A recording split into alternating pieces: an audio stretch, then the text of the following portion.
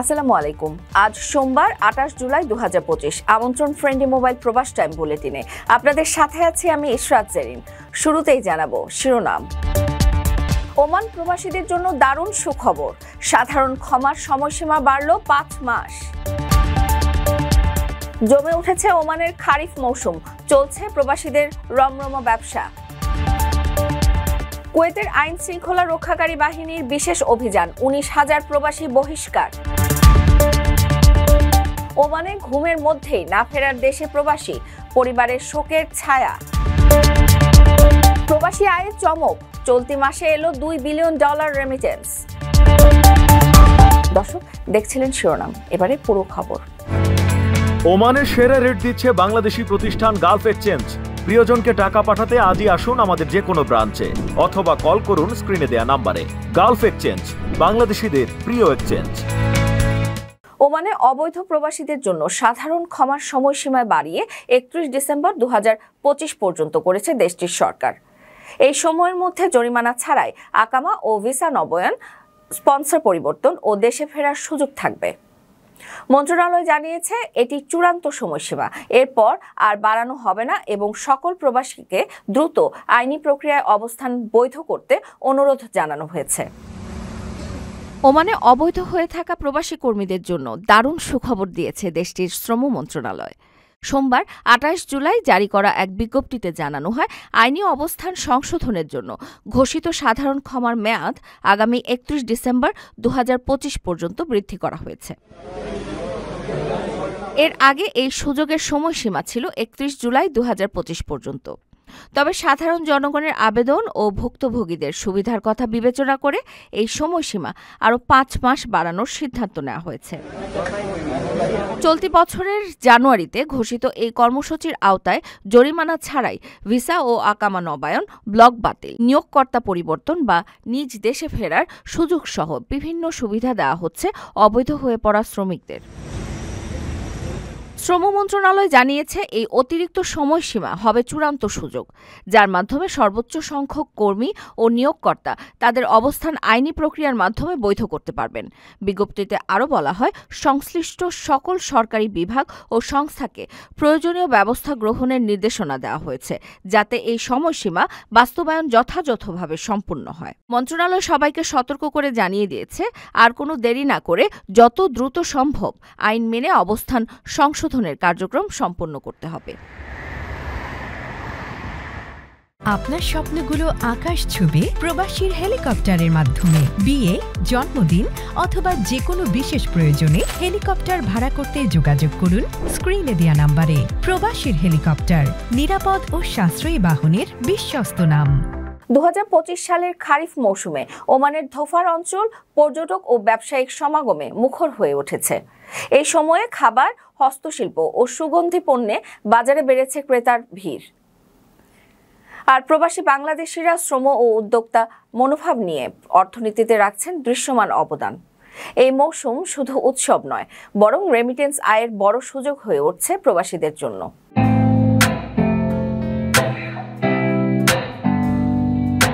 দুই 2025 সালের খারিফ মৌসুমে ওমানের ধোফার গভর্নমেন্ট পর্যটন ও বাণিজ্যের মিলিত জোয়ারে প্রাণবন্ত হয়ে উঠেছে। অন্যান্য আবহাওয়া ও প্রাকৃতিক সৌন্দর্য দেখতে দেশি বিদেশি পর্যটকের ভিড়ে জমজমাট হয়ে উঠেছে হাফা বিচ মার্কেট, সালালার আধুনিক মল ও ঐতিহ্যবাহী চোখগুলো।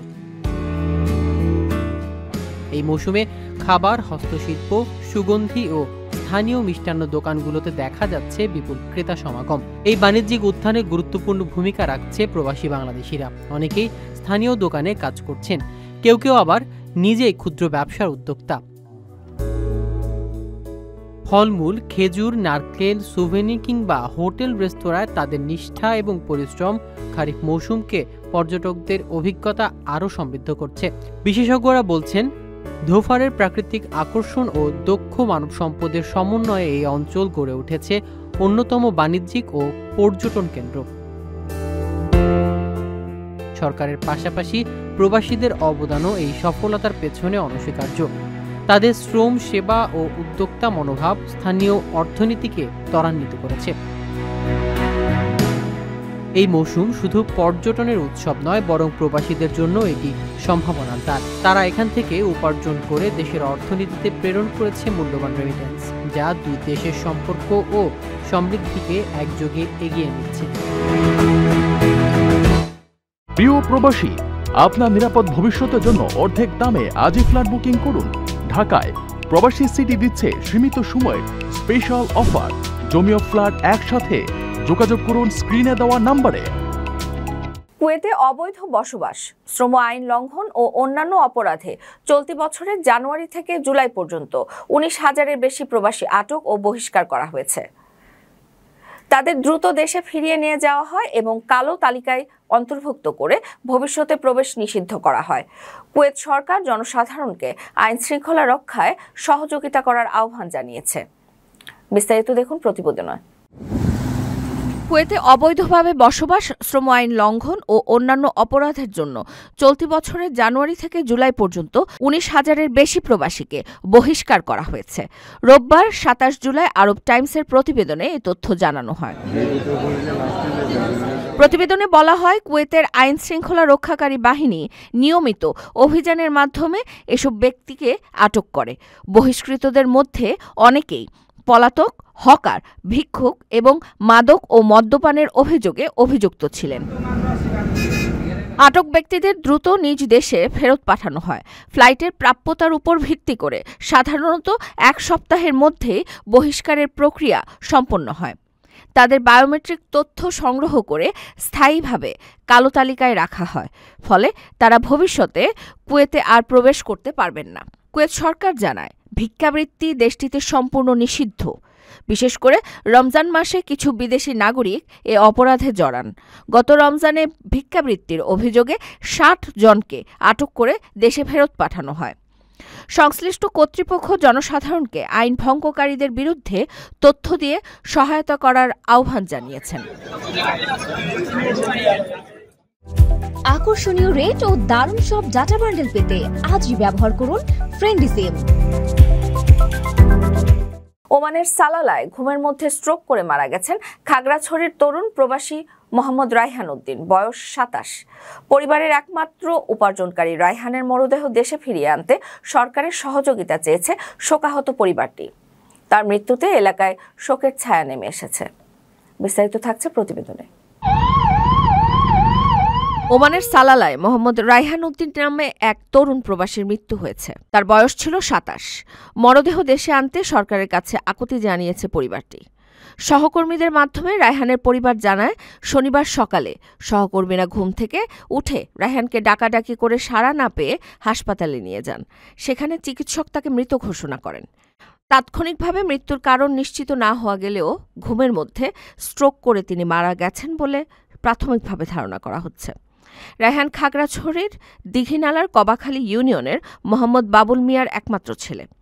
3 ভাই বোনের মধ্যে মেজ রায়হান পরিবারের একমাত্র উপার্জনক্ষম ব্যক্তি ছিলেন। পরিবারের সচ্ছলতা আনতে প্রায় 3 বছর আগে ওমানে পাড়ি জমান তিনি। সেখানে একটি সুপার শপে কাজ করতেন। ছেলের মৃত্যুর খবরে রায়হানের বাবা, মা ও 2 বোন কান্নায় ভেঙে পড়েছেন। তাদের একমাত্র চাওয়া, যে কোনো উপায়ে রায়হানের মরদেহ যেন দেশে ফিরিয়ে আনা হয়। তারা বলেন, আমাদের কলিজার টুকরা একমাত্র আদরের সন্তানকে যেন শেষবারের মতো বুকে জড়িয়ে নিতে পারি। রায়হানের মৃত্যুতে তার গ্রামসহ পুরো এলাকায় শোকের ছায়া নেমে এসেছে। চলতি বছরের জুলাই মাসে প্রবাসী বাংলাদেশিরা দেশে পাঠিয়েছেন প্রায় $1.93 বিলিয়ন রেমিটেন্স, যা দেশের বৈদেশিক মুদ্রার রিজার্ভকে শক্তিশালী করছে। সরকারি প্রণোদনা ও উন্নত ব্যাংকিং ব্যবস্থার কারণে রেমিটেন্স প্রবাহ বৃদ্ধি পাচ্ছে, যা অর্থনীতির স্থিতিশীলতা আনতে সহায়ক হচ্ছে। বিশ্লেষকরা আশা করছেন, এই ধারা অব্যাহত থাকলে জুলাই মাসের রেমিটেন্স $2.3 বিলিয়ন ছাড়িয়ে যাবে। বিস্তারিত দেখুন প্রতিবেদনে। চলতি জুলাই মাসের প্রথম 26 দিনেই প্রবাসী বাংলাদেশিরা দেশে পাঠিয়েছেন $1.93 বিলিয়ন মার্কিন ডলার, যা দেশীয় মুদ্রায় প্রায় 23,583 কোটি টাকা। বাংলাদেশ ব্যাংকের হালনাগাদ প্রতিবেদন অনুযায়ী এই ধারা অব্যাহত থাকলে জুলাই মাস শেষে রেমিটেন্স $230 কোটি ছাড়িয়ে যেতে পারে বলে ধারণা করা হচ্ছে। বাংলাদেশ ব্যাংকের কর্মকর্তা জানান, রেমিটেন্সের এই প্রবাহ মূলত হুন্ডি প্রতিরোধে সরকারের কঠোর অবস্থান। প্রণোদনা বৃদ্ধি এবং ব্যাংকিং ব্যবস্থার উন্নতির ফল। ব্যাংকিং চ্যানেলের পাঠানো রেমিটেন্স দেশের বৈদেশিক মুদ্রার রিজার্ভেও ইতিবাচক প্রভাব ফেলেছে।